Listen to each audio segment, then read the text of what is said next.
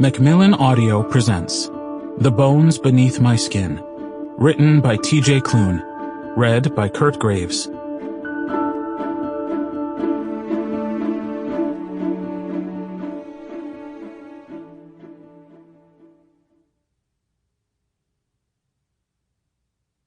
For those who dream of stars.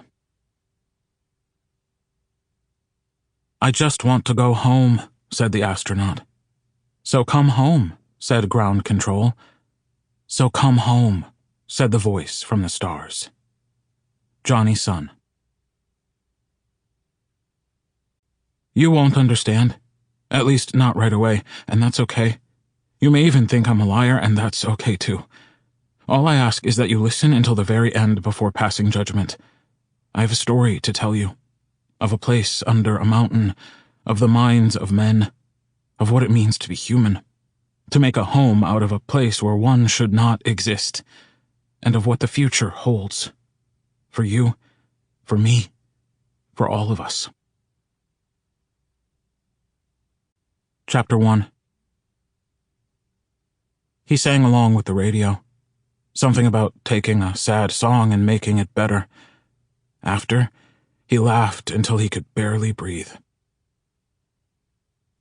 He crossed into Douglas County just before another song ended. There was a news break at the top of the hour, every hour. A singer named Selena had been shot at a hotel in Texas. He'd never heard of her before.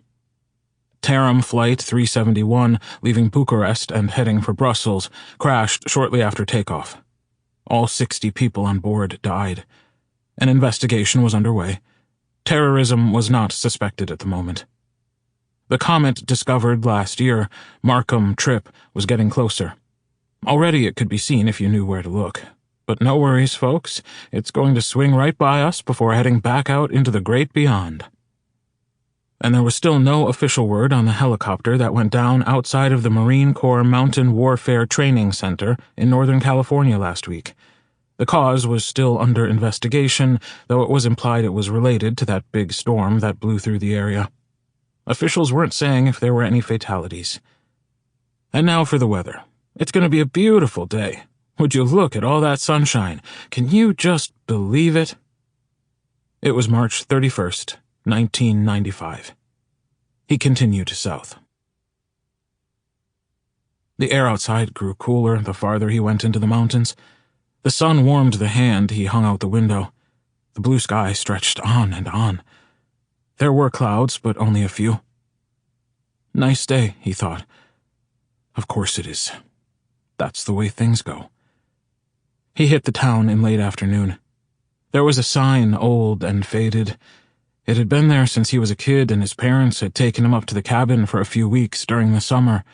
It said, Roseland, Oregon, population 827, established 1851. Elevation 2,345 feet. Gateway to the Cascades. He passed by a diner, a church, shops on either side. Some of them were open. The town wouldn't hit tourist season for another month or two, but they'd be ready. People driving up from the bigger cities looking for an escape from the heat and grind would spend their money, take their photos, and then disappear back where they came from. The air was filled with a sense of pine needles and earth. It was like he was 10 years old again, and his mom and dad were still in love, love, love. They would laugh and sing along with the radio. They would play road games. I Spy, 20 Questions, the license plate game where you'd try and get all 50 states. He'd learned early on that that was impossible. The most he'd ever gotten was 7. That had been a good day. One had been Maine, an impossibly far-away place. He saw the sign for the gas station before the gas station itself.